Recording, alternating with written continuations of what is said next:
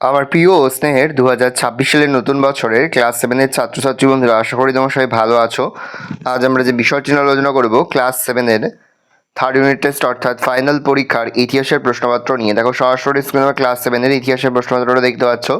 Full marks তোমাদের রয়েছে 70 আর সময় তোমাদের রয়েছে 2 ঘন্টা 30 মিনিট। একের দাগে সঠিক উত্তর নির্বাচন করলে যে কোনো 14টি প্রশ্নে মান 1 করে 1 × 14 = 14।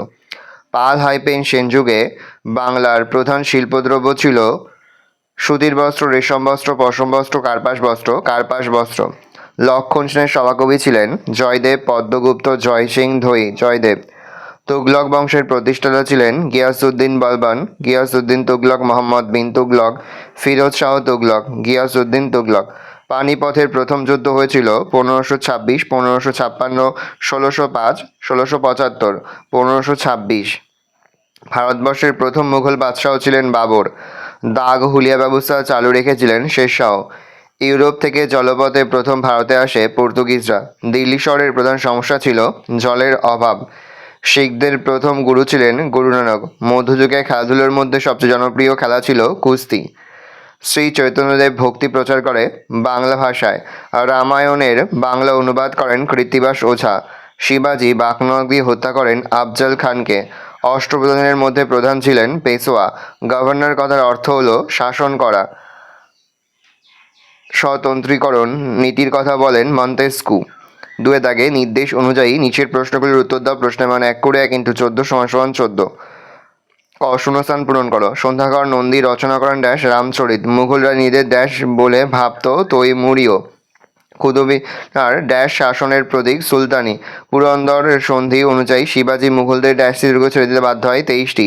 ড্যাশ সংবিধান পৃথিবীর বৃহত্তম সংবিধান ভারতের। ভারত সরকারের প্রধান বিভাগের সংখ্যা ড্যাশ 3টি। ঠিক ভুল লেখো। খিজির খান ছিলেন সৈয়দ বংশের একজন প্রধান শাসক। সত্য। আফগানদের বিরুদ্ধে বাবর ঘর করার যুদ্ধ করেন। সত্য।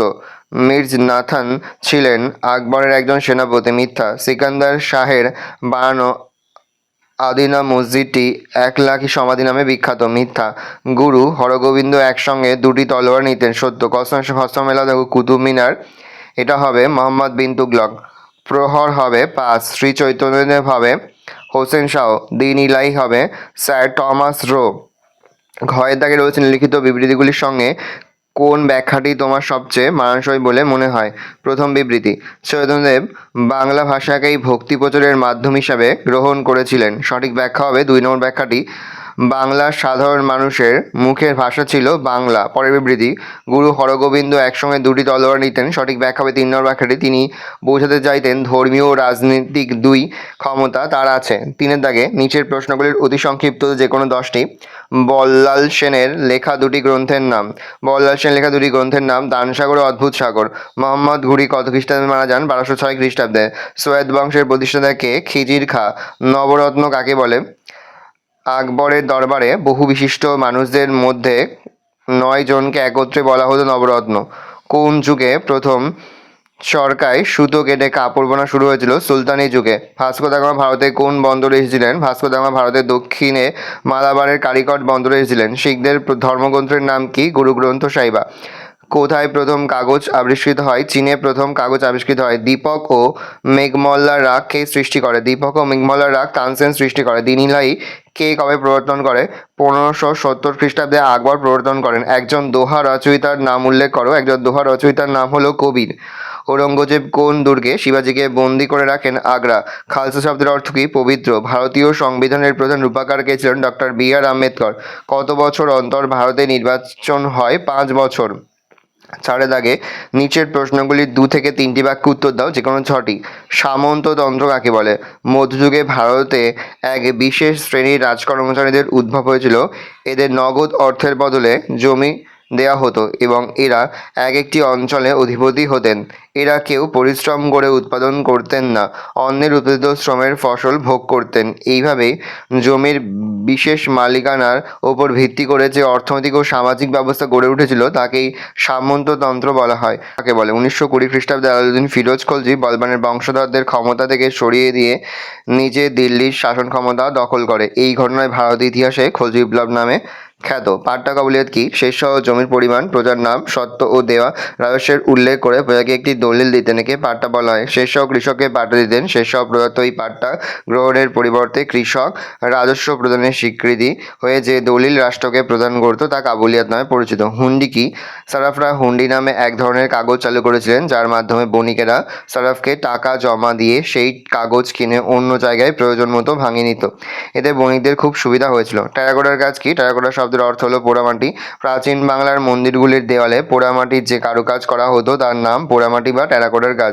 বাঁকুড়ার বিষ্ণুপুর ছাড়াও বাংলার নানান অঞ্চলে এই ধরনের মন্দির দেখা যায়। চৈতন্য জীবনী কাব্য কাকে বলে? চৈতন্যদেবের জীবন এবং কাজ নিয়ে বাংলা সাহিত্যে অনেক বৈষ্ণব কবি বহু কাব্য রচনা করেছেন, এগুলিকে চৈতন্য জীবনী কাব্য বলা হয়। চৈতন্য জীবনী কাব্য থেকে সমকালীন সমাজের নানান দিক সম্পর্কে বহু তথ্য জানা যায়। এছাড়া চৈতন্যদেব ব্যক্তি জীবন সম্পর্কেও অনেক তথ্য পাওয়া যায়।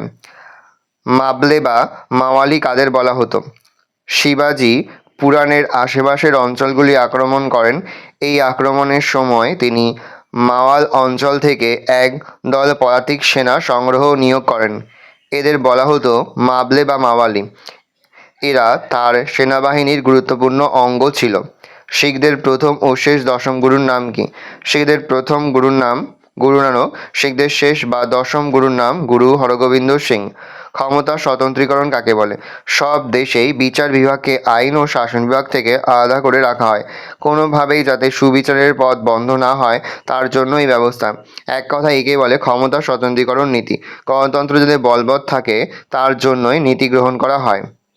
সরকার বলতে কি বোঝো? সরকার শব্দটা ফরাসি থেকে এসেছে। মধ্যযুগে ভারতে এই শব্দটির মানে শাসনকর্তা বা শাসন ব্যবস্থা দুটির অর্থে ব্যবহার করা হতো। ইংরেজিতে এর সমান অর্থ হলো গভর্নর বা গভর্নমেন্ট। গভর্নর মানে শাসন করা। চারের দাগে নিচের প্রশ্নগুলোর উত্তর দাও। যে কোনো চারটি প্রশ্নের মান 5 করে। 5 গুণ 4 সমান সমান 20। ফার্স্ট কোশ্চেন ভীষণ গুরুত্বপূর্ণ। আলাউদ্দিন খলজির সময় দিল্লির বাজার দর নিয়ন্ত্রণ বিষয়ে তোমার মতামত উল্লেখ করো। উত্তর লিখবে আলাউদ্দিন খলজি ছিলেন খলজি বংশের শ্রেষ্ঠ বা সর্বশ্রেষ্ঠ সুলতান। তার জীবনের সবচেয়ে অভিনব পদক্ষেপ ছিল বাজার দর নিয়ন্ত্রণ ব্যবস্থা প্রচলন। এক উদ্দেশ্য রাজ্যজয় ও মঙ্গল আক্রমণ প্রতিরোধের জন্য আলাউদ্দিন এক বিশাল সৈন্যবাহিনী গঠন করে। সৈন্যদের নগদ বেতন চালু করা হয়। অল্প বেতনে প্রদেশ সহজে জীবনযাপনের জন্য আলাউদ্দিন খলজি বাজার দর নিয়ন্ত্রণ ব্যবস্থা চালু করেন। বাজার স্থাপন আলাউদ্দিন খলজির আমলে দিল্লিতে 4টি বড় বাজার ছিল। এই সব বাজারে খাদ্যদ্রব্য, ঘোড়া, কাপড় ইত্যাদি বিক্রি হতো। পণ্য মূল্য তালিকা আলাউদ্দিন প্রতিটি জিনিসের দাম স্থির করে দেন। এই নির্দিষ্ট দাম অনুযায়ী প্রতিটি বাজারে পণ্য কেনাবেচা হতো। রেশনিং প্রথা আলাউদ্দিনের আমলে রেশনিং ব্যবস্থা চালু করা হয়। এই ব্যবস্থায় প্রতিটি পরিবারকে প্রয়োজনের সময়ে নিত্য প্রয়োজনীয় দ্রব্য সরবরাহ করা হতো। ইরাজ কর্মচারী নিয়োগ বাজার দর ব্যবস্থা দেখভালের জন্য সুলতান শাহান ই মান্ডি ও দেওয়ান ই রিয়াসাত নামক রাজকর্মচারী নিয়োগ করেন। দুর্নীতি দমন ওজন কিংবা দামে ক্রেতাকে ঠকানো হলে ব্যবসায়ীকে ঠকানোর শাস্তি দেওয়া হতো। নেক্সট কোশ্চেন সুলতান রাজিয়ার কৃতিত্ব আলোচনা করো। রাজিয়া ছিলেন একমাত্র নারী যিনি সুলতানি আমলে দিল্লির সিংহাসন আরোহণ করেছিলেন। সুলতান রাজিয়া 1236 খ্রিস্টাব্দ থেকে 1240 খ্রিস্টাব্দ পর্যন্ত অত্যন্ত দক্ষতার সঙ্গে শাসনকার্য পরিচালনা করেন। সিংহাসন লাভ ইলতুৎমিশ মারা যাওয়ার আগে কন্যা রাজিয়াকে পরবর্তী সুলতান হিসেবে মনোনীত করে গিয়েছিলেন, কিন্তু সুলতান মারা যাওয়ার পর একজন নারী সিংহাসনে বসা নিয়ে বিরোধীদের মধ্যে এক অংশ আপত্তি করে। তা রাজিয়ার ভাই রুকুদ্দিন ফিরোজকে সিংহাসনে বসান। রুকুদ্দিন ফিরোজের অযোগ্যতার কারণে সাম্রাজ্যে বিশৃঙ্খলা দেখা দেয়। শেষ পর্যন্ত সেনাবাহিনী ও বিরোধীদের একাংশ দিল্লির সাধারণ লোকেদের সমর্থন নিয়ে রাজিয়া দিল্লির সিংহাসনে বসেন। কৃতিত্ব শাসনকার্য পরিচালনা, যুদ্ধবিদ্যা, দয়া দাক্ষিণ্য সব দিকেই রাজিয়া বিশেষ কৃত্যের পরিচয় দিয়েছিলেন। শান্তি প্রতিষ্ঠা সিংহাসনে বসেই রাজিয়া চারিদিকে বিশৃঙ্খলা দূর করে সাম্রাজ্যের শান্তি প্রতিষ্ঠা করার জন্য উদ্যোগী হয়েছিলেন। রাজজয় সিংহাসনে বসার পর তিনি বদায়ুন, মুলতান, লাহোর প্রভৃতি অঞ্চলের শাসকদের যুদ্ধে পরাজিত করে সিন্ধু প্রদেশ থেকে বাংলা প্রদেশ পর্যন্ত নিজ কর্তৃত্ব প্রতিষ্ঠা করেছিলেন। শাসন পরিচালনা তিনি পুরুষের পোশাকে সজ্জিত হয়ে প্রকাশ্য দরবারে উপস্থিত থেকে প্রজাদের অভাব অভিযোগের নিষ্পত্তি করার চেষ্টা করেছিলেন। তিনি নিজ মুদ্রায় সুলতান শব্দটি ব্যবহার করতেন। উলেমাদের আপত্তি সত্ত্বেও তিনি অমুসলিমদের ওপর থেকে জিজিয়া কর তুলে নিয়েছিলেন। অভিজাতদের ক্ষমতা রাজধানী 40 চক্র বা বান্দিগানি চিলগানি নামে তুর্কি অভিজাত গোষ্ঠীর ক্ষমতা খর্ব করতে উদ্যোগী হন। পতন: রাজিয়ার আমলে তুর্কি অভিজাতরা মনে করেছিলেন যে রাজিয়া অতুর্কি অভিজাতদের বেশি গুরুত্ব দিচ্ছে। এর ফলে দিল্লির বাইরে যেসব তুর্কি অভিজাতরা ছিল তারা রাজিয়ার বিরোধী করতে শুরু করে। এছাড়া রাজপুত শক্তি ও তার শাসনের বিরোধী ছিল। রাজিয়া অভিজাতদের বিদ্রোহ দমন করার জন্য আলতুনিয়াকে বিয়ে করে, কিন্তু শেষ পর্যন্ত দুজনেই বিদ্রোহীদের হাতে নিহত হন। মুঘল সম্রাট আকবরের কৃতিত্ব আলোচনা করো। মুঘল সাম্রাজ্যের প্রকৃত প্রতিষ্ঠাতা ছিলেন আকবর। সাম্রাজ্য বিস্তার, প্রশাসনিক দক্ষতা, বিদ্যুৎ চাহিদা, ধর্মীয় উদারতার জন্য তিনি ইতিহাসে বিখ্যাত হয়ে আছেন। সাম্রাজ্য বিস্তার: হুমায়ুনের মৃত্যুর পর মাত্র 13 বছর বয়সে আকবর দিল্লির সিংহাসনে বসেন। শাসনকার্যে তাকে সাহায্য করেছিলেন বৈরাম খাঁ।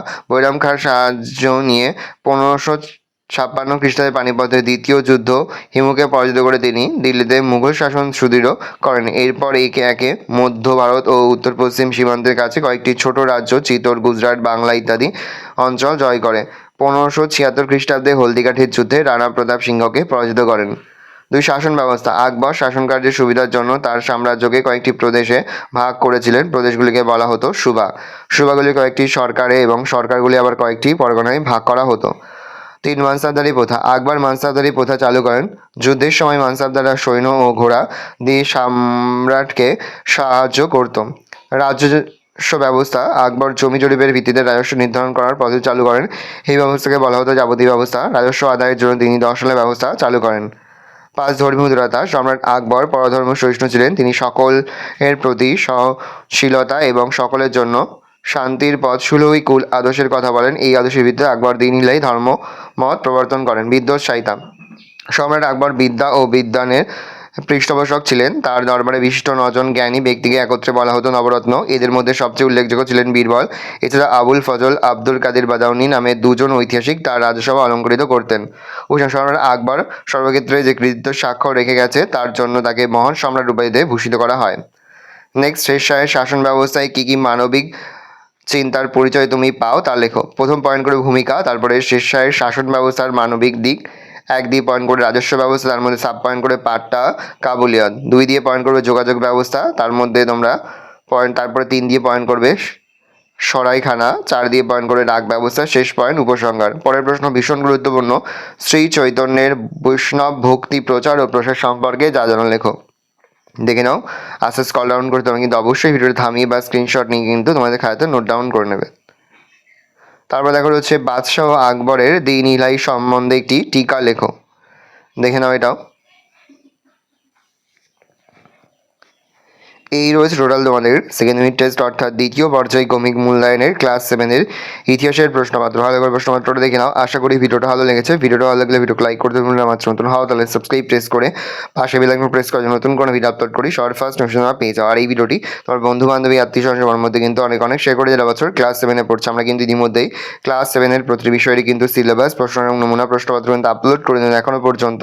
সেই ভিডিওগুলো না দেখে থাকো, ভিডিওগুলো কিন্তু তাড়াতাড়ি দেখুন। সকলকে জানাই আগাম পরীক্ষার অনেক শুভেচ্ছা এবং আশা করি সকলের পরীক্ষায় খুব ভালো হবে। কোনো প্রশ্নের উত্তর লিখতে বা বুঝতে যদি কোনো রকম অসুবিধা হয় তাহলে কিন্তু নির্দ্বিধায় কমেন্ট করে জানাতে একদমই ভুলবে না।